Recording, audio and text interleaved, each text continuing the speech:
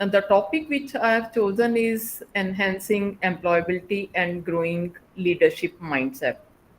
Actually, both the topics are interrelated, so I thought that I'll be talking about both. The first thing which makes the basis that why we are all concentrated and focusing on this topic and why at all we shall be talking about it is large chunk of unemployment in our country and also worldwide. Also, I was just looking at the other countries data also, that there is lot of unemployment. But if I talk about India, then we have this as a very very serious issue. With that respect, we need to find out that how the employability can be enhanced, and as a faculty member in higher education institutions, what kind of role we people can play in increasing the employability, because we are dealing with the students and our students are seeking employability.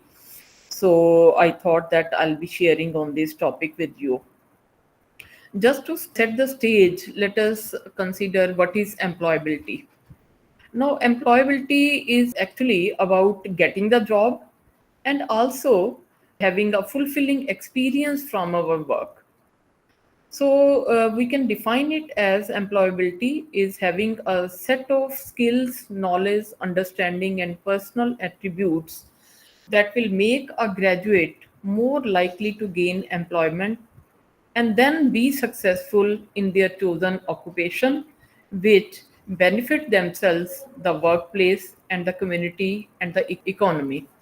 So, in this definition, we see that employability is not simply getting the job, it is much more than that. So, let us see that in our institutions we normally have the training placement offices where we are looking for various companies who are coming interviewing our students and giving them the first job. So here I would like to emphasize what is the difference between the job placement and the employability. The job placement is related to the labor demand of graduate in a particular area, such as physics or mathematics, or say I am a metallurgist. If some student of my department is getting a job on the basis of being BTech metallurgical engineering from my department, so he's given some job, say in the steel plant, in the foundry, or in some other heat treatment plant or so, then we'll say that it is a job placement. So he will be getting some salary and they have just seen their technical skills, and on the basis of which he or she has got the job placement. Similarly, a computer engineer or a electronics engineer, they will be having the job in a company based upon their technical knowledge base, and that is the only thing which will be seen. But here we are not talking about the job placement. Job placement, of course it will be there, but employability is a far greater term than the job placement. So actually, employability has got its importance when we are writing the CV. In CV, we are indicating that what kind of skills we have obtained, and that also indicates what are our passions, what are our goals, what are the targets, in what direction we are developing ourselves, so that the employer can relate that whether the job with him or the requirement in his company is mapping with the skills which a graduate has obtained, or whether he will be able to successfully face the professional practice when he is in the job. Further to these two definitions, there is another term which is called as the sustainable employability. Sustainable employability is the ability to remain employable throughout life, including attributes required to be successful in job, to manage one's career development. So here, what do we mean by sustainable employability? It means that, say, I took my first job as, say, research assistant, in Thapar Institute. Okay. And during that, I was given some project of the industries. I was to do that. So now, say that particular unit R&D center has closed down. Okay, after 3 4 years, it was closed down, and now I have to look for another job. If I was just doing the work which was assigned by that organization, then I would not have obtained any other job after that unless it is having one-to-one mapping with the work which I have done in the previous organization. So, if I want that my employability remains sustainable, it means that I should be having all those skills which remain relevant in today's date. For example, after that, I have joined the Punjab Engineering College as lecturer in 1990. So it means that when I was in Thapar, I was also taking few classes in the Thapar Institute for the mechanical people, teaching some metallurgical courses. So that was one link in between the two jobs that actually is playing a role with respect to the sustainability, that if I want to shift from research to the teaching, so my experience in teaching was also in a continuation manner, so that I can get another employment which is related to my passion. Now, another point is this, that why the focus on employability is crucial. There are few points, few aspects which need to be considered. The first point is that the students have certain motivations because of which they have joined our organizations for their study. Say a person who has joined my department to do the BTech Metallurgical Engineering, so I will understand that that student wants either the job in the field of the metallurgical engineering, right? Or he wants to go into the management side further, or he can also go for the entrepreneurship. He can also go for the R&D jobs. So we have to understand that what is the motivation of the student to come and get enrolled in our program, in our institution. So if he is able to fulfill that, he motivation, he is able to obtain, he is able to achieve that kind of job for which he was initially thinking, motivated, and he has joined us. In that case, we will say that the employability has played its role. But in other case, if he comes to the metallurgical engineering for such jobs, which I have said earlier, but actually at the end of the engineering program, say his CGPA is 5 only, and he has not gained any skill, none of the companies has taken up, and at the end of that, that student is going to take up the tuitions, or the private tuitions, or some coaching center for his job. In this case also, he is getting the job, he will be getting the salary, but it is not responding to the same motivation with which he has joined. Although in this case, it may be the fault of the students, it may also be the fault between the faculty and the student. If that kind of bond has not formed, that kind of guidance has not been given, career advancement guidance has not been given, the student gets derailed. In that case, the employability is not playing its role. We are not doing anything for the employability of the students, it would mean. Then another point is that it is a matter of the policy concern. You see that our government is investing a lot of money in higher education. For example, again, I'm taking the example, if a student is joining the Punjab Engineering College for becoming an engineer, he may be giving, say, fee of about 4 to 5 lakhs, say, in 4 years. But if I look at the expenditure which the organization is making on developing an engineer out of that boy, it will be much more, say 20 to 25 lakh of rupees my government is spending on that child, so that he can get that higher education, and he becomes a person who can actually serve the country in different professional activities. That is why the government is interested, that since government is investing in higher education, and it is intending to have the development of the country in the development of the human capital. So it means that we must take the employability as a crucial subject matter, and therefore we must be discussing it, we must be evolving certain models which can be used in our organization so that the employability of the student is increased. Now, another point is that the higher education has also the social equity objective by increasing the access for the disadvantaged group to the university studies and helping them being successful in the market.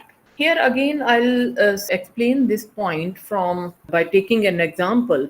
Say in our organization, this is the national level institute. It means that the students from the whole country are joining this institute. Some people are coming from Bihar, some people are coming from Tripura, some are coming from the very interior villages, some are coming from Chandigarh, some are coming from Delhi. So when such a wide group of students join us, then we find that certain students have the language issues, certain students have issue that they have never seen the word like this, they don't know how to basically have the access of various facilities in the institution. So here what happens that there is a difference in the different categories, and the concern of the government is that they are having lot many schemes where they are talking about the social equity. That is why you know that the reserve people are admitted. Then about the women candidates also, they want that more women representative should be there in the organizations as the students, as the faculty, or any other positions. So the aim is that the country can grow only if we have sufficient opportunities of social equity. So, if we have to take care of the social equity, it means we have to talk about the employability of every kind of student, those who are coming from the affluent families and also those who are coming from poor families or from villages and having certain limitations with respect to their previous exposures. So the fourth point in this case is that it reinforces the academic values also. For example, if I only teach metallurgy, or material engineering, but don't inculcate the ethics into my students, so what will happen, say if I give them some assignment to do, some problem solving to do, what they will do, they may go for some kind of say plagiarism, they may copy down from somewhere. If I give them some, say some test, say they are cheating from the other students, right? So if this is the case, in that case we are not developing a good employee or good candidate for the employability, because it is not simply the knowledge which is important, the overall development of a person is also very very important. It means that a lot many attributes are needed to be inculcated into a student, and it will also reinforce the academic value. So some of these capabilities or skills will be coming under the category of generic graduate attributes, right? So generic competencies are developed through active teaching and learning processes. This term should be taken up very with some emphasis, because active teaching means it is not one side teaching. We may be having problem solving, we may be having certain projects solving together, we may be having some kind of competitions, we may be having some kind of the contests, etc., during which the teacher is interacting with the student, teacher is also learning, and the student also know that I am given the opportunity to open up my mind, he will be learning in this process, and the teacher will also be doing the teaching as well as learning. So this is one area which will be able to inculcate the various skills other than the knowledge into a student. Another area which normally every organization is keeping, that is the active extracurricular activities. Through the extracurricular activities also there is an overall development of the personality of a student, and also it helps in inculcating various attributes into the student. For example, we have the NSS, National Social Services, NCC. So in NCC one learns a discipline. Through NSS one learns what are the social needs, how the social welfare activities can be introduced, how we should take the growth as the by including the underprivileged societies also. So you see that in this slide, at least I'm trying to focus that employability is not only the job placement, but it has to look for the overall employability of the student, and via that we are increasing the value of our society, value of our academic organizations, and also we are helping the country by emphasizing on all these points. Now, when we talk about the employability, academic qualification is the preliminary requirement. Say somebody needs a metallurgical engineer in his plant, then I will go through the advertisement. I know that academic qualification has to be fulfilled. And by fulfilling that, one becomes eligible to apply for the job. But in addition to that, if a person is required to be most suitable as well as successful in that particular role for which that advertisement has come, we need to consider the additional skills. So these skills can include either the skills which are specific to that job, and also some soft skills which will also be used in this job as well as in future also for other jobs in other employment sectors. So these skills, soft skills, are called as the employability skills also. So these employability skills are the skills which will make us employable, and it will also help a person to apply the technical skills to a variety of jobs. Otherwise, what happens that if I know a particular technical skill, and I know that a particular problem I have solved in past, and I just keep on applying the technical skill for solving only the problems of the similar nature, then it will not be my growth. So for the growth of a person, actually he should also know that how already obtained technical skill can be used for the other areas in his organization, as well as for enhancing his capabilities for the further promotions or further jobs or for change of jobs, for other type of responsibilities. So these can be the basic or generic skills which help us to do various jobs and tasks. Now let us have a look at what employer is looking for. First of all, the employer is looking for the people who can show that the person whom he has employed is does volunteer to do more than what is required of them in the workplace. Then another is that people who know what they don't know.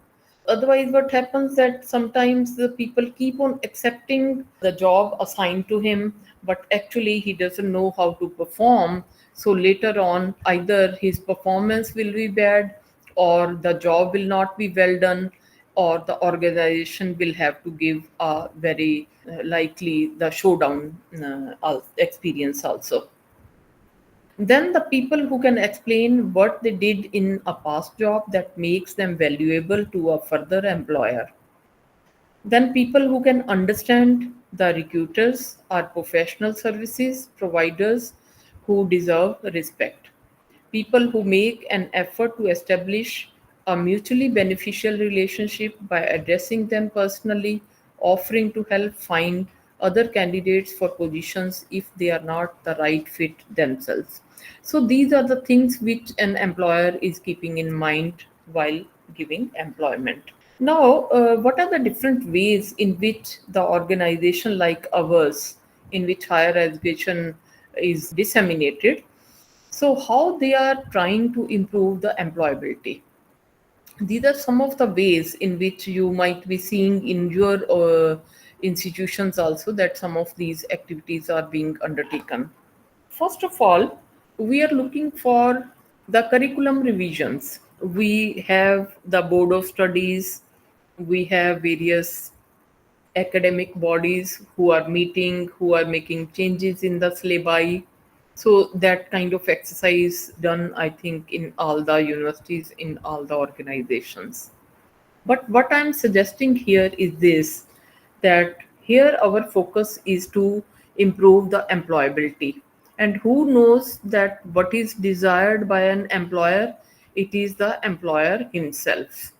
So, what is suggested here is this, that whenever the curriculum revision is happening, we should be inviting the employers. Or if in our organizations we have the training placement offices or the career guidance offices, in those offices the curriculum revision can be done with the help of the employers who are coming to that organization for placement, by taking the inputs, by having some kind of feedback performance, taking their inputs whenever they are coming, or even specially inviting them in the curriculum revision. Another is the use of the ICT languages.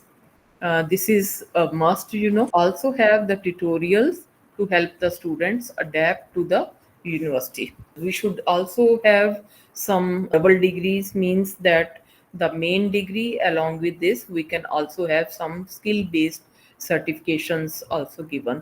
So these are some of the exercises which are done by the organization, and if not done, then some of you can propose to your organizations that these can be introduced into their systems. Then another is teaching of the business protocols, that is training in the personal attributes such as decision making, problem solving, training in interpersonal skills as teamwork, communication skill, training in entrepreneurship and self employment, and such as how to create the business plan. So here we are emphasizing that our student may be interested in having the entrepreneurship, or he wants to run the business or have the startup in future. In that case, we also should give basically teaching with respect to the business running attributes also. Then another point which is important is the job matching. That is what kind of education our organization is giving, and accordingly what are the companies who are hiring them. We should have the job matching, and accordingly all those industries, all those organizations should be in touch, and they should be invited for the different say problem solving purposes, some consultancy, some R&D, some practical work experience, and also for the internship of our students. So by this way, we can develop a one-to-one relationship between the academia and the employer, and accordingly we can have the linkages so that the employability of the student can be enhanced. Then another important aspect in improving the employability is learning from the experience of our alum. So activities should be there with the alumni, so that the alumni is coming on the campuses, they are interacting with the students, they are sharing their own experiences, their own stories, because their stories are very, very motivating. Earlier, they were an ordinary student in the organization. Later on, they have been raised to leadership roles in their organization, and they have done few case studies which they can share with the students. So that is one thing. Another is that they can visit to the alumni companies, or they can have the occupational observatory. So by this way, this kind of link can be helpful for increasing the employability of our students. Now, another important point which is to be fulfilled through this FDP is by faculty training for improving the employability.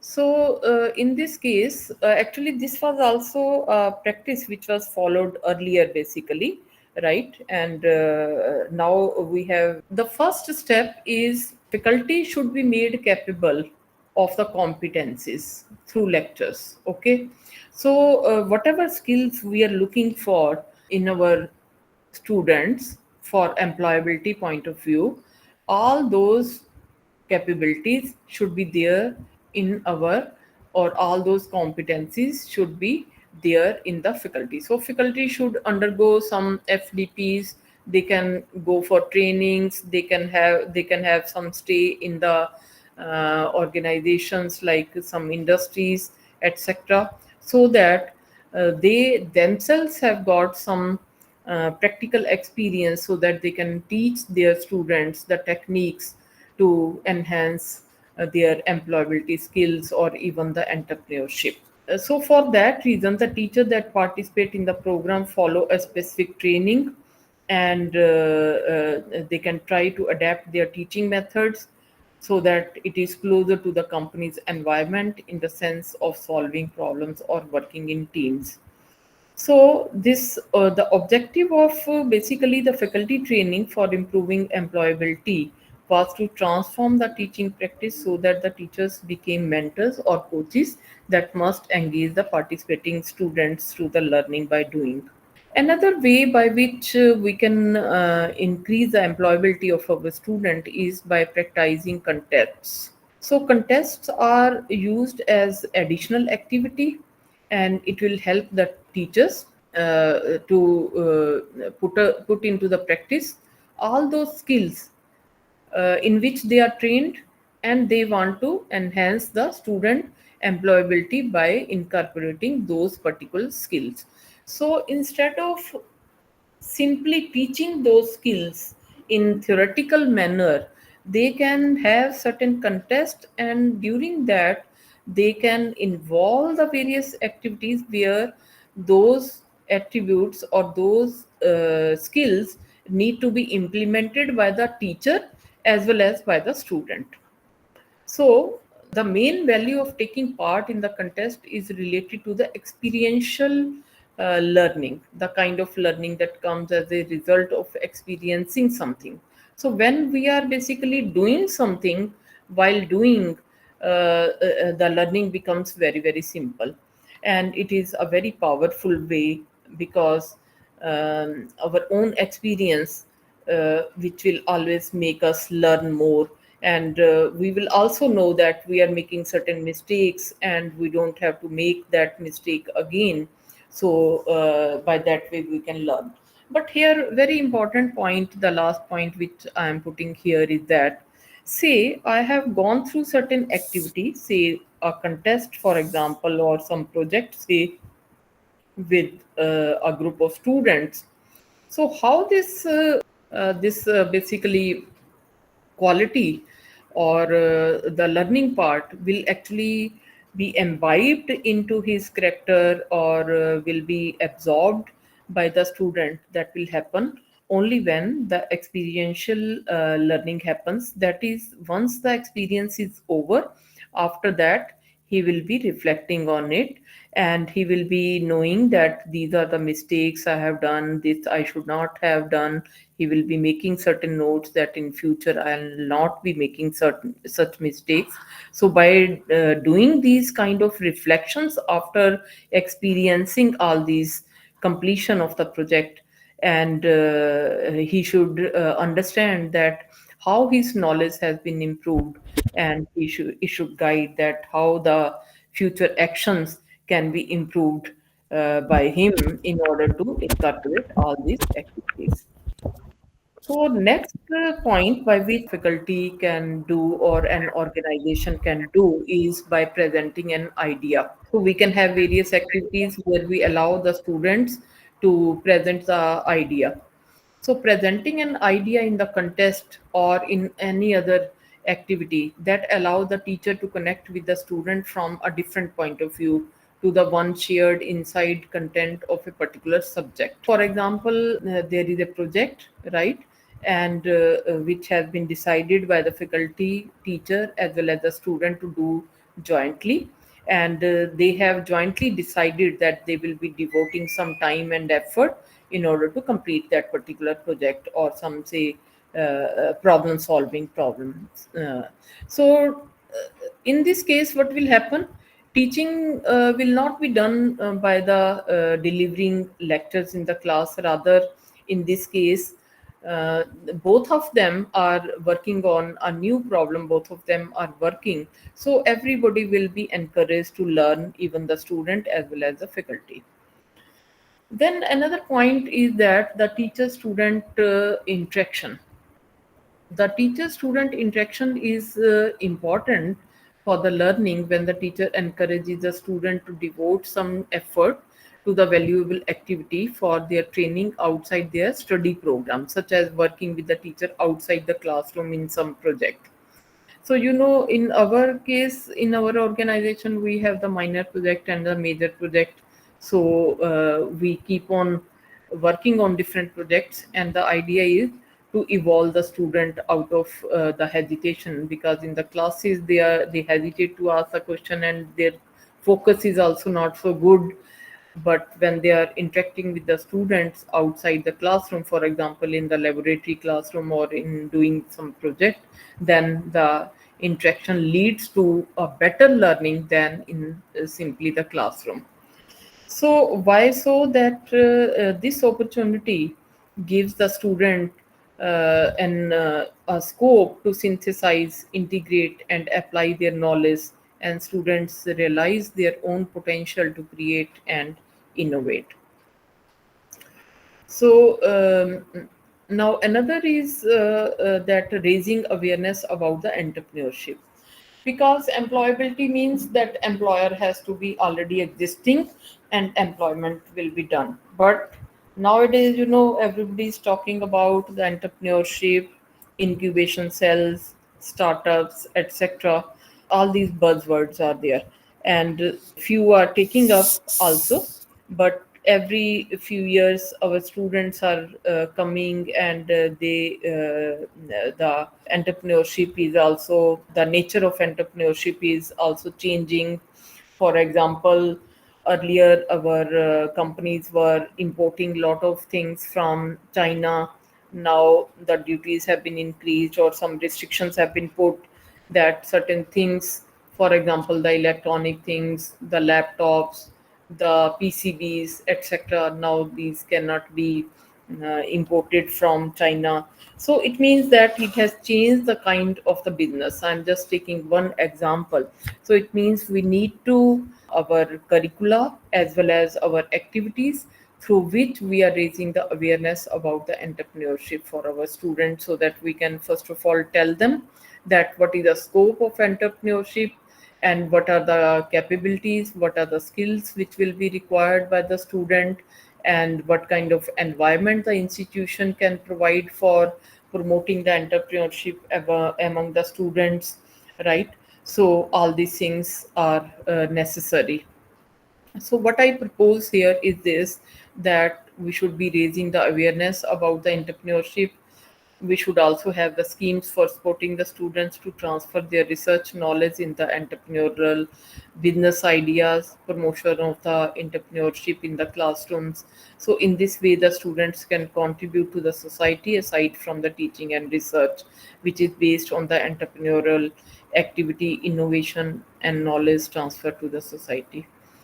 Now, employability is a priority for the university, since the training the future professional is one of their final goals. So, enhancing the full potential and talent of a student is a way to enhance their possibilities to find a job when they graduate. That is okay. But entrepreneurship is again, we can say, an important part of the employability. Moving on to the second part, that till this point, what I have discussed is that what kind of schemes or what kind of provisions can be made in the departments, in the organizations, what kind of platforms can be opened up in the organization for the students, so that by integrating all these activities, the employability of the student can be increased. Here comes some general competencies.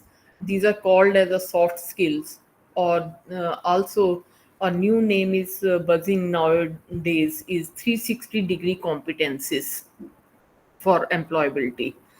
360-degree means that technical knowledge is okay, that is expected that once a student is completing a program in a specific stream, he will be having the knowledge about it. And but apart from this, these soft skills are required. For example, the communication skills, you all know that communication skills are very very important. Then research capabilities are very important. In the research capability does not mean that you know about all the research areas. Here I mean to say that you should know the research approach, that how to define the problem first of all. Once a problem is defined, how to set the hypothesis for the research, and what kind of methodology to be adopted for that, and what will be the objectives, and how to interpret the results. So there are so many aspects when the research is carried out, that all these aspects have to be basically experienced by the student by doing certain projects or the research thesis work, so that those capabilities are introduced into that. Then another important point is this, the optional options analysis, that what are the various options available with the student, and he has to choose. For example, after 12th class, one has the opportunity to join, say, PEC, Thapar, or any other organization. Then he is not able to make a choice which organization he should use. He is getting admission, say, in metallurgy, production, say, design program or some other program. He's not able to make, he's not able to find out that which out of the two, three programs to which he can obtain degree, which one he should select. Sometimes even the parents are imposing that everybody is doing CS, you should also be doing CS, something like that. So these are just preliminary examples, but yes, option analysis is very important. So whenever one has to go for the option analysis, one has to have certain parameters, that what are my passions, what are my goals, and what are the parameters on the basis of which I'll be doing the analysis. So by completing that kind of table, one can just reach to the final decision. So one is able to analyze the options very easily. Then decision making, that some people are analyzing so much that they are not able to make the decision. So decision making is very very necessary. And sometimes one fears that one should not have a wrong decision. So rather than having no decision, I think the wrong decision may be right. So decision making is very important. And in the leadership, this is considered as one of the most important capability or the skill. Then adaptability means that we should not have the strong and the rigid belief system, that we do not adapt to any new environment, adapt to any new organizational changes. So adaptability means one should be accepting the changes as the time comes. And then flexibility, one should be flexible. Creativity, what happens that most of the times we just try to replicate our actions as we did under the similar situation in past. The same way we are doing, we don't explore the creativity in our thinking, creativity in problem solving, creativity in decision making, creativity in relationship making, etc. So creativity is one very very important aspect. That in present, because no two situations are very exactly the same. So for the present situation, one should always be ready that how to call upon the creative power and do the creativity in any situation. Then last thing which I'm considering is the problem solving. So this problem solving is basically the matter of approach. You are encountering different kind of problems in your life, in profession also. So no two problems may be same. So it means that how to solve a new kind of problem. For that, I will suggest that one can go for the thinking at the fundamental level. And once your fundamentals are strong, fundamentally you can arrive at the approach. And once the approach is right, then you will be able to solve the problem. So these are about 8 to 10 parameters which are very very necessary. So one should learn this as a student to get the job, and we all also have to keep learning all these things in life for further improvement. Another important point is about the attitude. You know, attitude is very very important. Not only the knowledge is important. Beyond knowledge, one needs to be proactive. Proactive means you know that the work has to be done. If you are waiting for the orders to come, it means you are not making yourself open for the leadership roles. So if you are proactive, it means you are taking the responsibility yourself. You are proactive means that you willing to solve the problems by doing certain activities proactively would also be an indication to your employer that you can be promoted, you can be given the higher responsibilities. So this kind of attitude is very very helpful. Another attitude is about adapting the changes. See, organization is making certain changes. In that case, what happens, most of us starts making hue and cry. We always like to stick to our earlier kind of environment. So that is not good because change is happening everywhere. So we must be able to adapt to the changes, being flexible. Another important point is knowing how to work in a team. So if say, I have seen most of the times what happens, individually everybody is intelligent, individually everybody is vigilant as well as proactive, everything. But when it comes to the team, everybody thinks that the credit should come to me, but the work should go to the other person because other person is having less work. We are eyeing on the work of the others rather than our own. So this is not the right approach. So these points, at least these 4 points, are very very important. And attitude building cannot be a subject, it has to be done alongside the activities in the organization. When for example the extracurricular activities, that is the best platform through which these skills can be developed, right? But apart from this, we have the projects, we have the research theses, etc., through which we should be focusing on these points and try to develop a good attitude in our students so that they find a good employability scope.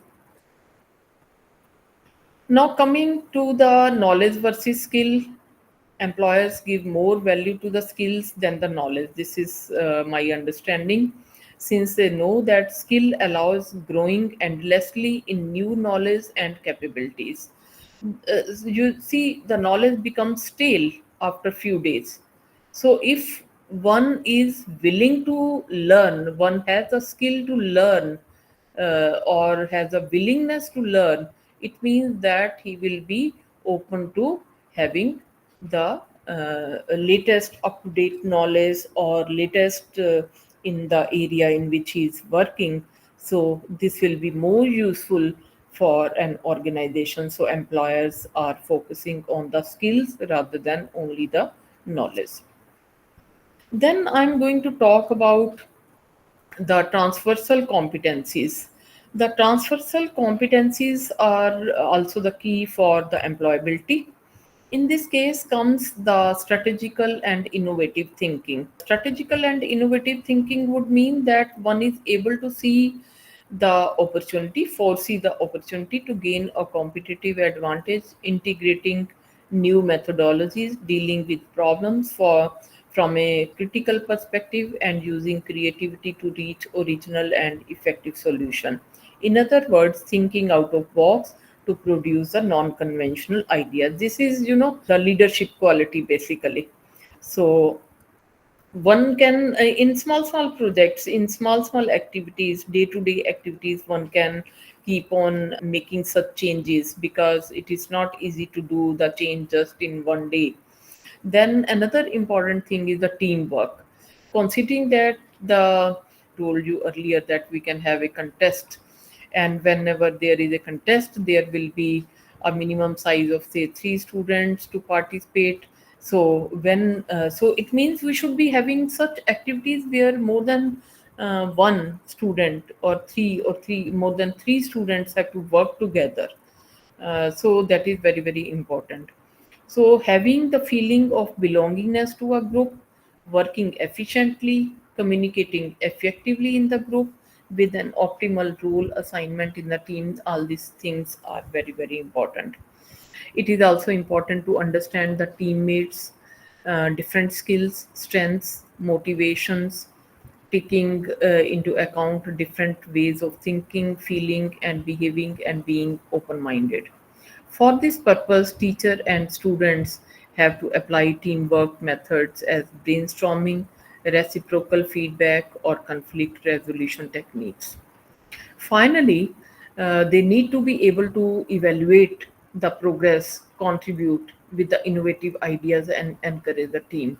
So, in this case, the main point which I find from my life experience, that whenever we form the team, there is always a case that initially there are certain conflicts. So one should know that how these conflicts have to be resolved. After resolution of these conflicts, we should be able to put the team into the work, and we should be basically make them progress, and make them contribute towards the organizational growth. Then comes the problem solving. Problem solving is basically the ability to understand and solve the problem without an obvious solution. You see, if the problem is there, one should first of all be able to understand the problem. Once the problem is understood, only then one can think of solving it, right? Some problems which we have solved in past have the obvious solutions. For that, nobody is coming to you, so everybody can solve that. But for the problems where the solution is not already existing, some tweaking in problem is there, so in that case the problem will be called as the skill will be called as a problem solving skill. Now, another point is this: being willing to engage with those problems and proceed to evaluate different information or situation by decomposing the problem in their key components, considering several options and choosing the optimum one. So, here the first point is that one should be willing to engage with the problem. What happens in our organization if something difficult is given? Many people, you will find that they will try to run away from the problem, or from the duty, from the responsibility given to them. That they always fear that if we fail, what will happen? That is why they don't want to take that responsibility, or take the responsibility of solving that problem. So the first point is this: one should not fear, and one should take up the problem. Now, since the problem is complex, problem is new, so how to proceed? Here the procedure is given that first of all, we should be collecting all the information related to that particular problem. And then we should be evaluating it. And then the problem should be decomposed into various components, and then several options should be brought on the table, and then we have to choose one of the best options which can be suitable for solving this particular problem. In order to solve this problem, but sometimes what happens, we are able to solve the problem there and then, but we are giving rise to many more problems out of that. So it means that solving the problem is also associated with the long term consequences.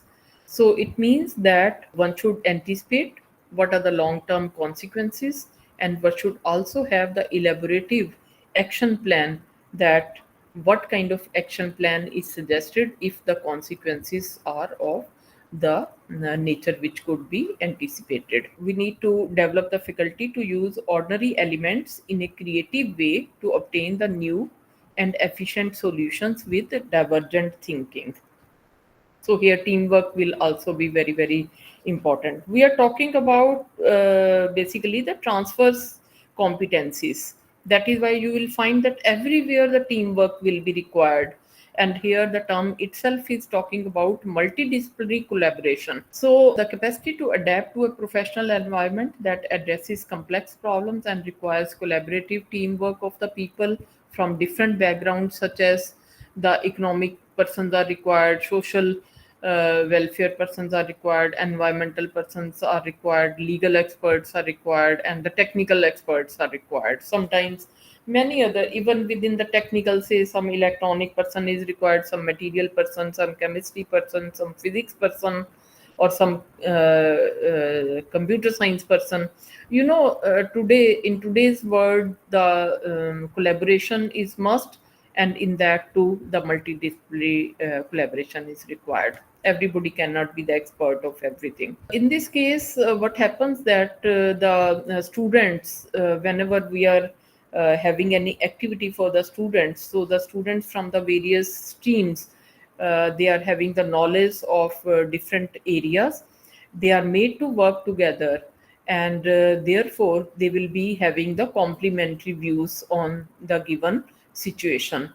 Another is thinking critically, but at the same time being open to different initiatives and approaches, managing priorities and accepting feedbacks from the teachers and the team to adapt the strategies are to be considered. So it means that multidisciplinary people are to work on a given problem.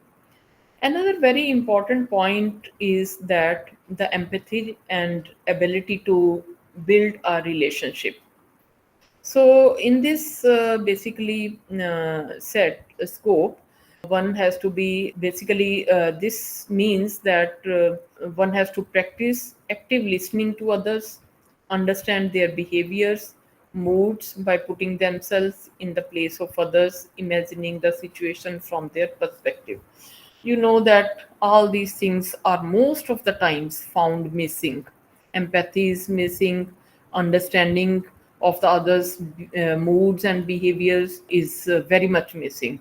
Even on the road, when we are traveling, we find that people are so impatient that they will not even be during parking, you can say, during the students when they are basically working in the project, sharing of their resources. In all these activities we find that empathy is totally missing, and relationships are missing. Only thing is that we are focusing on our own goal achieving, so that is not the right way of growth.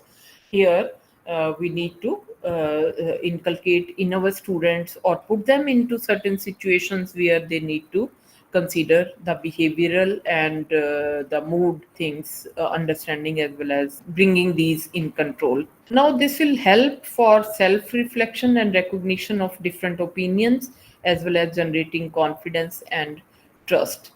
And we all know that if at all, in any opportunity, we have shown empathy towards our colleague, towards our staff, towards any, say, traveler on the way or somebody, then we also feel very nice that yes, we have been able to help that person, and due to our little help, the other person could continue his work, something like this, that.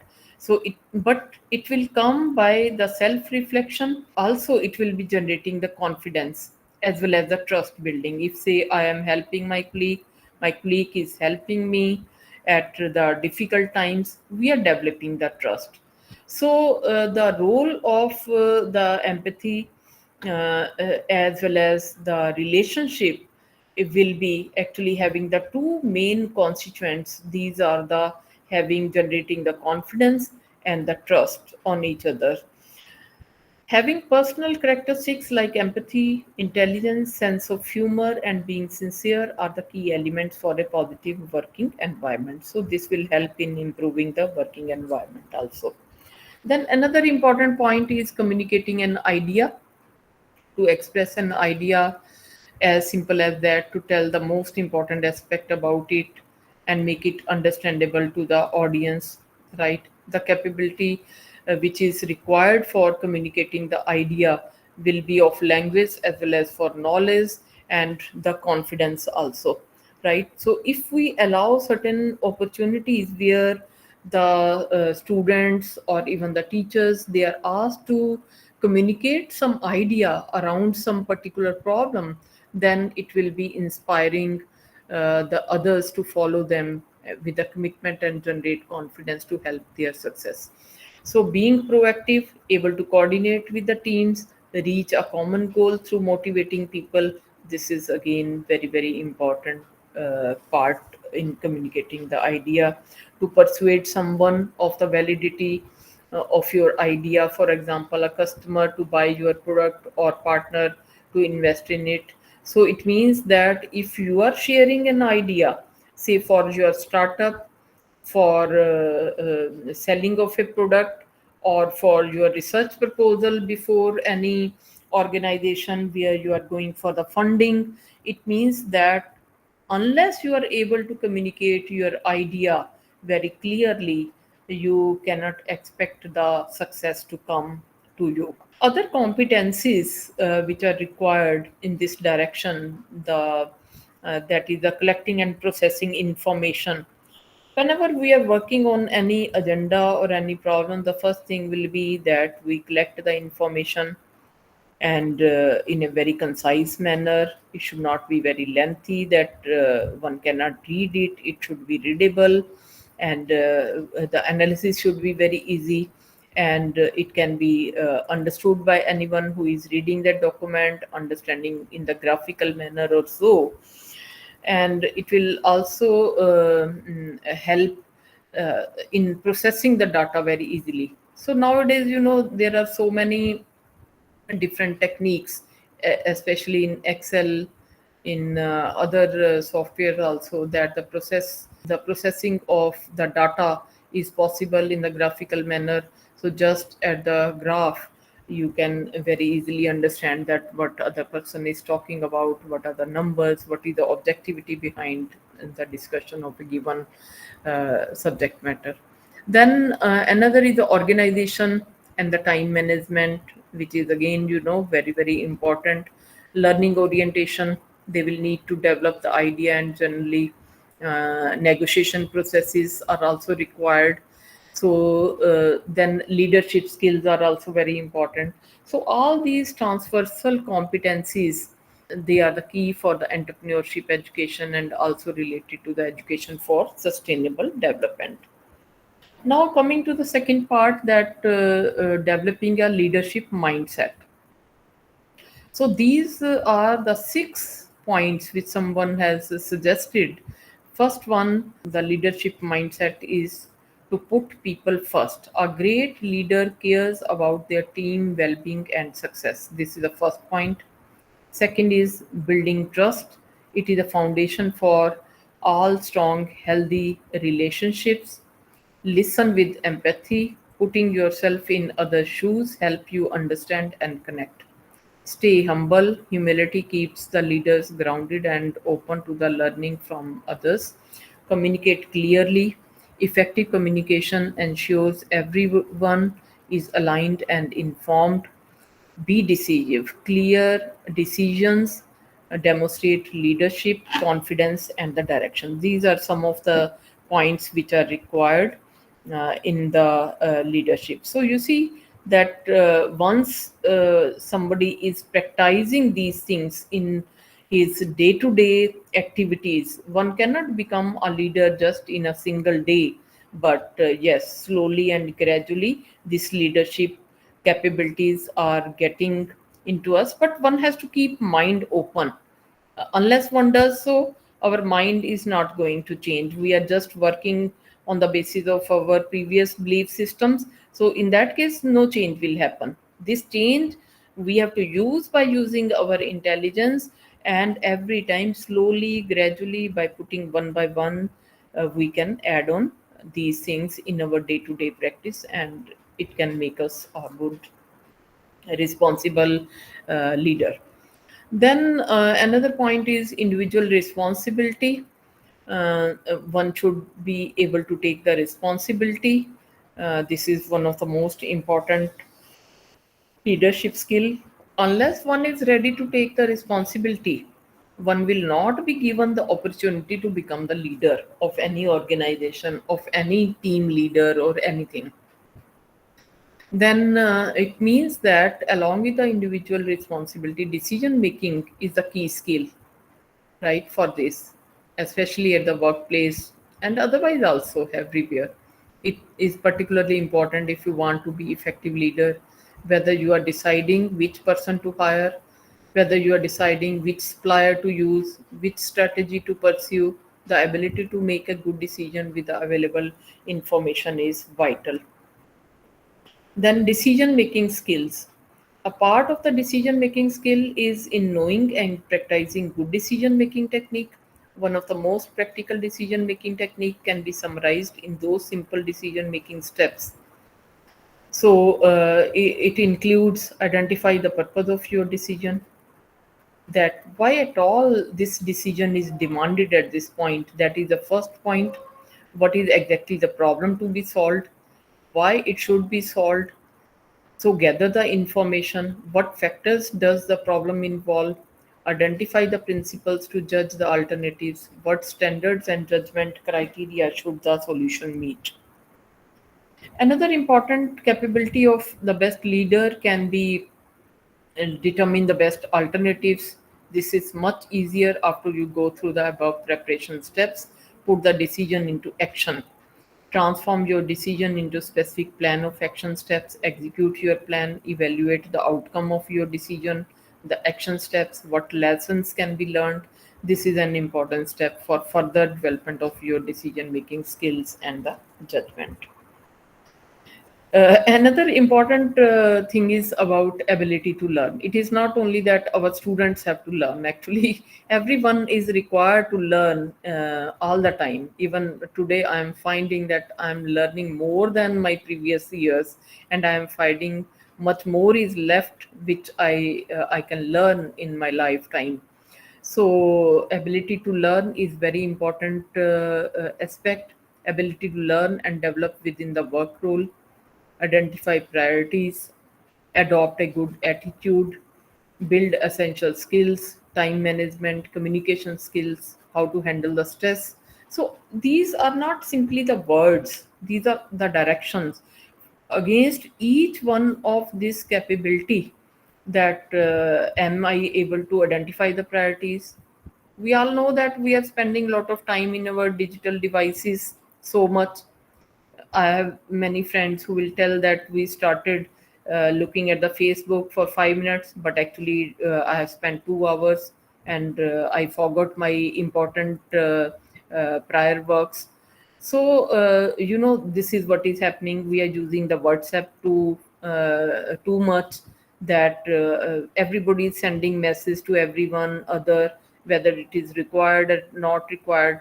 So actually one should know that we are losing identification of our priorities in the present scenario, right? So each one of these has to be reflected upon, contemplated upon, and some kind of, say, war has to be taken for these in our life. And according to that, if we put them into action, and only then we'll be able to have this ability in our personality. Then once all these things are there, the leader also has to have some monitoring mechanism, because a team is working under him, and the monitoring performance ke liye he has to set certain procedures, certain criterias, and certain objectives of this. And normally it is given by the acronyms SMART. S would mean specific, what and how it should be done. M, measurable, identifies how it will be known that the activity has been achieved. A, achievable, action oriented.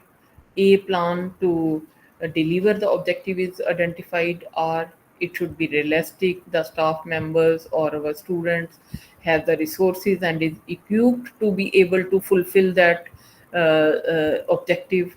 T is the time-based clarity on any date deadline by which the activity needs to be completed. Allocating too much time can sometimes negatively affect the achievement of the objective. Then comes the workplace ethics. It is very important as it enables the management to treat all the employees as equal and think from their perspective as well. Workplace ethics are, by definition, the moral principles that guide a person's action in the workplace. So it means that to our students, we must have the workplace ethics implications into the activities which we are doing with them, not only in the classroom, not to cheat, not to flag the things. So in that manner, we have to have certain activities where we can inculcate this kind of capability into our students. Another is be up to date. We need to be updated, so that we are able to meet with the job description or with our promotional avenues. And with our change of the jobs, we want to join the higher companies or better jobs. In that case, we need to have ourselves updated, and our CV should be updated all the time. And what kind of skills are demanded nowadays, according to that, we need to have our CV, and accordingly we can move ahead. Now coming to the mindset, you know, there are types of the mindset in the leadership. One is a fixed mindset and another is a growth mindset. Fixed mindset would be when we are actually working on the basis of our fixed belief system. So let us look at all these points on the left. We stick to what they know or close to it. We dislike the change, blame and criticize, believe change is unlikely, fear setbacks, have a perfectionist outlook. So, all these points, if you see in the environment some of these activities happening, you can understand that we are moving in a group of the fixed mindset. What is the growth mindset? Who are open to learning, embrace change, share learning from failures, develop new thinking, problem solving, often with others, that is in the team, encourage creative thinking. So you can also try to assess whenever you are sitting in your team or in your workplace, that what kind of mindset is working. And you have a choice that if you are into the setup of the fixed mindset, you can grow yourself into the growth mindset, inculcate these qualities, and it will drive you towards all those people who are of the open-minded this thing. So there are four important points which will be actually helping us if we have the growth mindset. The first is the employees feel more empowered when their leaders adopt a growth mindset. We all know that whenever the environment is of that kind, where we are talking about the growth, we are talking about listening to each other. In that case, we are more happy in those kind of groups. So when the entire organization embrace a growth mindset, their employees report feeling far more empowered and committed. They also receive far greater organizational support for collaboration and innovation. Another point is leader with a growth mindset can identify the opportunities. How? In developing a growth mindset, asking yourself, The following questions can help identify additional opportunities. What is missing? What other avenues can we explore? What is going well? What else could we do? How we overlooked anything? So if you question all these things, so new ideas will be generated, and you will know that you are actually seeking growth, and you are seeking expansion of your mind and looking for the opportunities. Then the third is the leader with the growth mindset are constantly learning and improving. Growth mindset that enables you to learn, improve constantly does not just benefit you and your leadership capability, it also benefits your people, all those people who are around you, and also it develops a learning culture within your organization or your team. Even the leaders with a growth mindset are open to learning and change. Not only will this show your people that you value their opinions, drive passion and expertise, but it will support you in developing a psychologically safe workplace that embraces the change. So, lastly, I will say that developing a growth mindset takes time. However, this is not to say that it cannot be done.